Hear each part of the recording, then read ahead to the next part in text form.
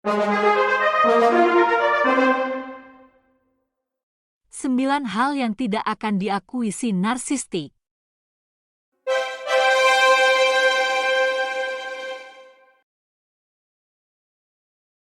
Kita semua tahu bahwa si narsistik penuh dengan kebohongan, kepura-puraan, delusi, yang membuat mereka berhati-hati tentang apa yang mereka katakan kepada Anda. Beberapa rahasia ini adalah kelemahan mereka. 1. Niat mereka yang sebenarnya. Si narsistik biasanya cukup pintar untuk membodohi sekelompok orang sambil menaiki tangga untuk menjadi orang yang dapat mengendalikan sekelompok orang. Apakah tindakan mereka benar atau salah? Itu tidak penting bagi mereka. Yang paling penting bagi mereka adalah mencapai tujuan.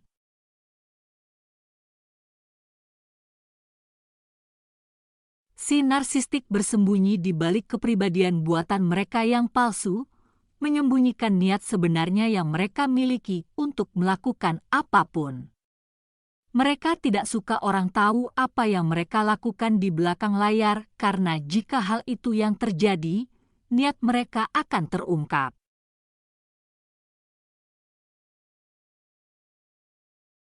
Dua, ketidakamanan. Si narsistik rentan ketika rahasia mereka terbuka. Rahasia mereka biasanya melibatkan rasa tidak aman.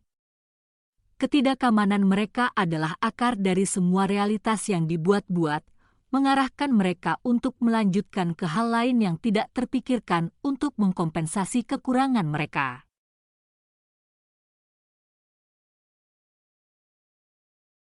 Mereka melihat ketidakamanan sebagai kelemahan manusia yang mencegah mereka mencapai potensi penuh mereka, kelemahan yang dapat digunakan siapapun untuk merugikan mereka. Jadi mereka berusaha tampil sekuat mungkin meskipun sebenarnya tidak. 3. Maafkan saya. Mengatakan, maaf, secara tulus tidak akan menjadi pilihan. Jika Anda berharap mereka mengatakan maaf, Anda mungkin menunggu sesuatu yang tidak kunjung datang. Jika mereka meminta maaf, ada kemungkinan besar mereka melakukannya hanya untuk menenangkan Anda dan mendapatkan kembali kendali dalam suatu pertengkaran. Si narsistik tidak pernah merasa bersalah atas tindakan mereka, jadi mengatakan, maafkan saya, terlalu jauh dari pikiran mereka. 4. Kesalahan mereka. Mengapa si narsistik benci mengatakan saya minta maaf? Karena minta maaf berarti mereka mengakui kesalahan mereka, tetapi mereka tidak percaya bahwa mereka pernah melakukan kesalahan atau berpura-pura melakukannya. Mereka tidak akan menerima kritik apapun, dan bagi mereka, tidak ada ide lain yang akurat selain milik mereka. 5. Aku memaafkanmu. Bagi si narsistik, memaafkan seseorang sama sulitnya dengan meminta maaf.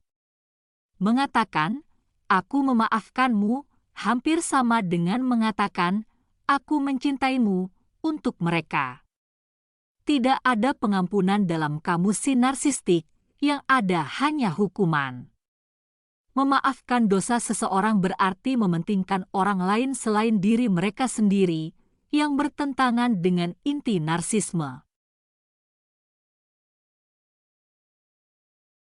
Si narsistik tidak berpikir seperti kita dan tidak menghargai dan peduli pada orang seperti kita.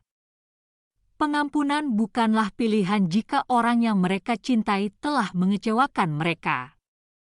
Pengampunan tidak ada di dunia si narsistik.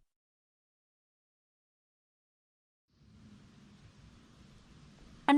Mendapatkan sesuatu sebagai imbalan itu perlu.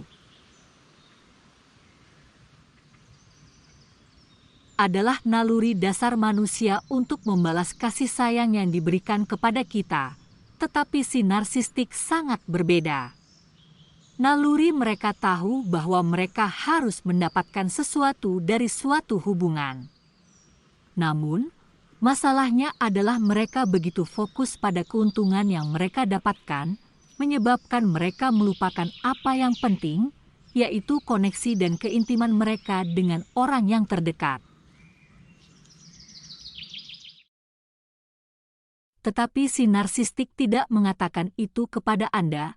Mereka membodohi Anda dengan berpikir bahwa mereka jatuh cinta tanpa syarat tetapi berharap untuk dilayani sebagai seorang raja.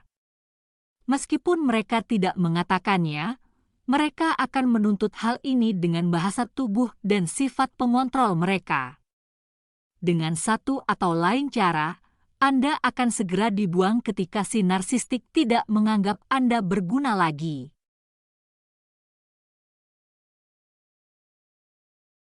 Tujuh, bahwa mereka tidak bisa merasakan cinta. Ketidakmampuan si narsistik untuk memahami emosi menghalangi mereka untuk merasakan semua emosi secara langsung, termasuk perasaan cinta. Tapi mengapa mereka masih terlibat dalam suatu hubungan? Karena mereka meniru Anda. Mereka pintar untuk memahami pola perilaku manusia, tetapi memahami alasan di baliknya adalah sesuatu yang tidak dapat mereka nikmati dan membuat mereka kesulitan dalam merasakan cinta. 8. Bahwa mereka membutuhkan Anda.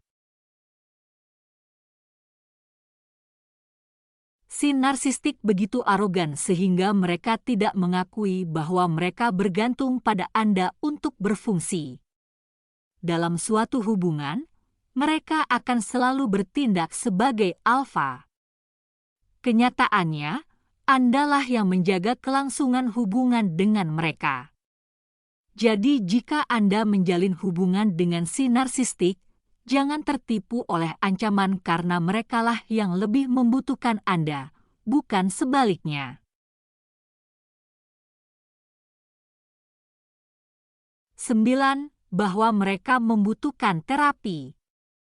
Sebagian besar narsistik menolak mengakui bahwa mereka memerlukan terapi atau konseling.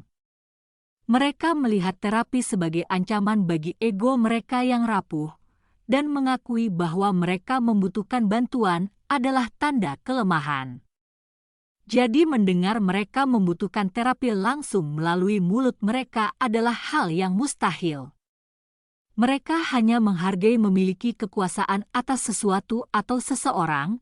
Itu adalah mekanisme coping mereka untuk mengkompensasi kekurangan mereka.